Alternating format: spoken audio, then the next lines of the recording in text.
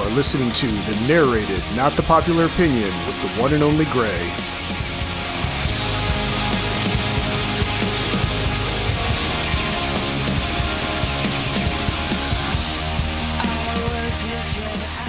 Greetings, opinion nerds. It is I, the one they call Gray, and today I've got a random act of opinion for you looking at Marvel Disney's Werewolf by Night. So by the light of the silvery moon, let's talk about Marvel's latest walk on the wild side.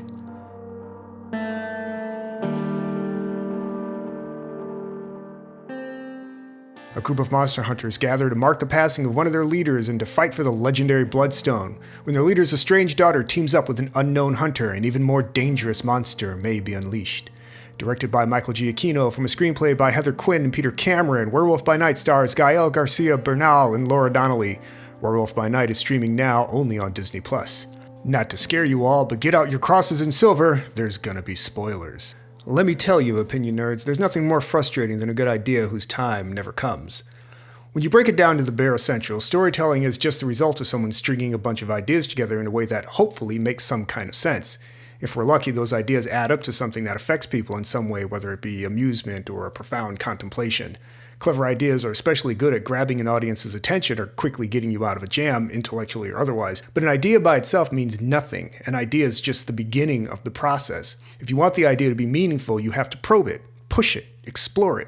You have to find the limits of where the idea can lead, and then decide how far you want to go. Without substance, an idea is just a notion, and a notion will only get you so far. Werewolf by Night began its publishing life in 1954 when Marvel's predecessor, Atlas Comics, released a 5-page short in the days before the Comics Code made horror comics taboo. Relaunched in the early 1970s, the character was updated and ran as the star of its own series for about 5 years before being relegated to a mostly supporting role for the likes of Morbius the Living Vampire and the Man-Thing. Never a big hit and gaining only a small but dedicated following, the titular werewolf has languished in relative obscurity to the public at large, fading into the background with all of the other lycanthropes no one can distinguish from one another. With plans to wade into the deeper waters of its list of monster characters, including Blade and the Ghost Rider, Marvel took Halloween of 2022 as a chance to at least dip their toes into the pool and see what the audience thinks of the MCU with a darker, horror-tinged edge. Built around two leads, the situation places our Wolfman, Jack, played by Bernal, and Elsa, played by Donnelly, the daughter of a recently deceased leader of a pack of monster hunters, in the midst of a death battle for the show's MacGuffin, the Bloodstone. While undercover monster Jack is there to facilitate the escape of his friend Ted, the Man-Thing for those in the comics know, Elsa is back from who knows where for her chance to fight for the stone. Why did she leave? Where has she been? That she could hone her fighting prowess to levels nearly unmatched by the other hunters gathered? Why has she decided that the Bloodstone must be hers? Though you would think these questions would be at the heart of her emotional journey, they get no answers, and in the end, don't really matter, as Elsa takes possession of the stone, the family estate, and leadership of the group of now dead hunters to do something with, one would think. The character says she just wants to be done with all of it, but if that was the case, why come back to something that had clearly not been an issue for her for the past 20 years? The show doesn't cover any of this, which is a shame because of the two leads, only Elsa has anything that even resembles a story. Jack is there to rescue Ted, they're old friends, Jack's a werewolf, and that's about all we know about either of those two. This, of course, leads to the question of what the material is. To begin with, this is not a piece of horror storytelling. Taking into account the many approaches to horror there can be, one element most horror needs is an overt attempt to create discomfort, unease, or fear. There are a lot of different ways this can be done, but generally this is the effect you want, and Werewolf by Night seems to have no interest in any of them. Instead, the show falls into the same broad action humor experience that most mainstream comic book derived material does. That is, after all, the MCU brand, and there really was no reason to believe they were going to choose this hour-long streaming special to buck that trend. While the show does up the ante on visibly visceral violence as far as the MCU is concerned, it isn't exactly pushing into R-rated territory. And while the apparent maturity of the violence may seem a step above MCU baseline, the story and approach to character does not. This is where you have to start parsing the line of what the intent was and asking if the execution followed through. If you believe the intent was to make something that could be classified as horror, then the show would likely fail miserably upon examination. If you believe the intent was to be a humorous action piece with some light horror elements, then you'd be looking at a show that absolutely delivers. Its critical success is a testament to Marvel's understanding that as long as they cater to their core audience's expectations, they can find some stylistic wiggle room to play with other types of presentations without risking what has become the expected brand experience. Some are going to see that as a net benefit that allows them the comfort of being impressed by additions to the expected experience, while others may consider the unwillingness to leave the comfortable space and engage in something truly different as a loss. True enough to say, though, it isn't the purpose of every piece of storytelling to be a probing look into the inner workings of man or monster, and Werewolf by Night seems primarily interested in being a piece of action entertainment and an exercise in style. Conceptually, there's nothing wrong with that. The question is how well it delivers on that intent, and that's going to depend on where you draw your limits for this kind of material. This show marks Giacchino's directorial debut, being primarily known in his role as film score composer. It's difficult to make the case that Giacchino came on board the project with a vision of his own, as the show feels more like a television production than a film. Directing for television is very different than directing for film, with more than one director who has done both commenting that directing TV is more akin to being a traffic conductor than a storyteller. Aside from the monochrome effect, the show doesn't have any particular style or flair to it, and despite being visually pleasing thanks to cinematographer Zoe White and the work of the art departments led by Maya Shimaguchi, Lauren Rosenblum, and Maze C. Rubio, the show isn't particularly visually exciting. Giacchino's own score adds some old-school horror orchestrations, and to their credit, he and editor Jerry Ford try to eke a bit of atmosphere out of the piece.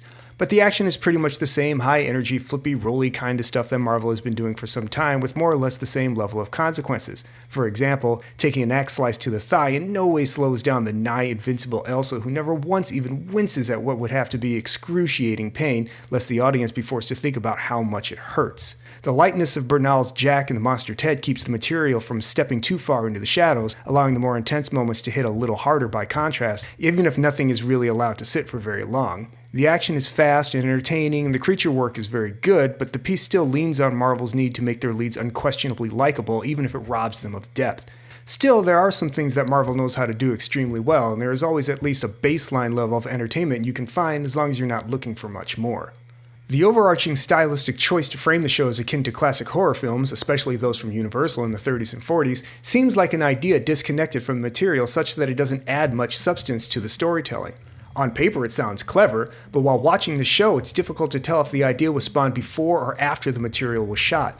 During the opening logo, the image goes monochromatic and the Marvel fanfare takes on new choral elements while claw slashes appear on the screen accompanied by stings of sound effects. The titles are styled in a manner reminiscent of the classic Universal monster films, and the image frame becomes flecked with the kinds of pops and scratches that affect film after years of watch and wear, an effect that will continue throughout. You even get the appearance of cigarette burns in the upper corner of the frame to complete the film illusion. A cigarette burn was a mark burned into the film to let the projectionist know when it was time to switch over to the next reel of film. The intent is clear. You're meant to feel that Werewolf by Night is part of that legacy of classic monster films. However, an incongruity arises from the fact that even as the show continues to employ the worn film look, nothing about the production is in any way styled or presented in a manner that is consistent with those older films. From aspect ratio to set design, lighting, everything in the film is thoroughly contemporary. Audiences only superficially familiar with those older films might find it amusing in a corny way, while audiences more familiar with those older films will quickly sense the disconnect. If there is such a concept as style over substance in practice, this is certainly an example of, as the manner in which the material is presented is attempting to make it appear to be something it most certainly is not. Style is substance, or at least it can be.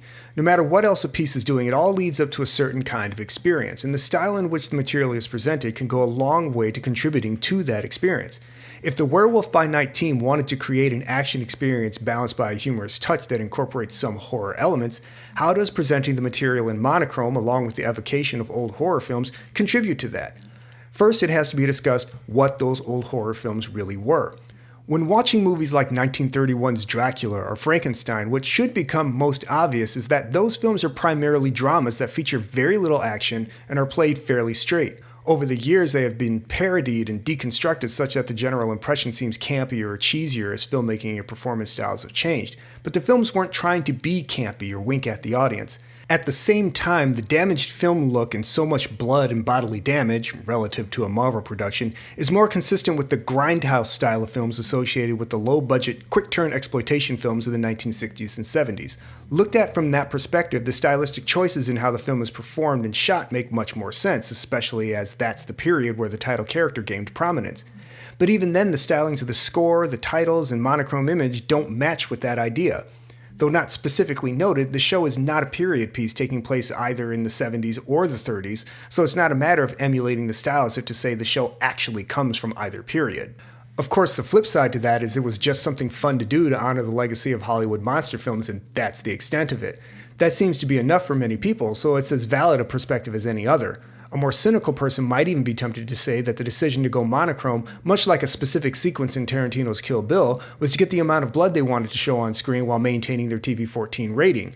In fact, director Giacchino was surprised when the show received its rating, as he believed they were going to get what probably would have been the more appropriate TVMA, meaning some of these choices may not have been under his control, and that the choice to include the incongruous classic monster movie allusions may not have been made for the purpose of storytelling at all. What these choices end up doing, by design, is to rob the presentation of a measure of its emotional impact and visceral power, which somewhat unbalances it towards its lighter elements. As an individual audience member just looking to be entertained, this might not seem important, and on paper it might seem completely reasonable. But the shift towards the classic movie illusions becomes an application of stylistic elements with no narrative value. It's not style in service of substance, it's style divorced of substance. It might sound like a good idea, but if it doesn't contribute anything of value, does it matter? Understand, the direction of this conversation is looking at the material beyond whether or not I found it entertaining, and that's because what I personally find entertaining has a lot to do with what I can pull from the material beyond the immediate experience. I found many aspects of the show amusing, got a couple of good shocks, and was generally pleased with the material overall. I don't give numerical scores because I find that they often don't really convey the nuance of a perspective. For instance, if I had to give this a score, it would likely get a high 6, maybe even a 7 out of 10. So you would think that means I believe it's pretty good, which is not entirely untrue. But what it really means is I think the material is highly competent.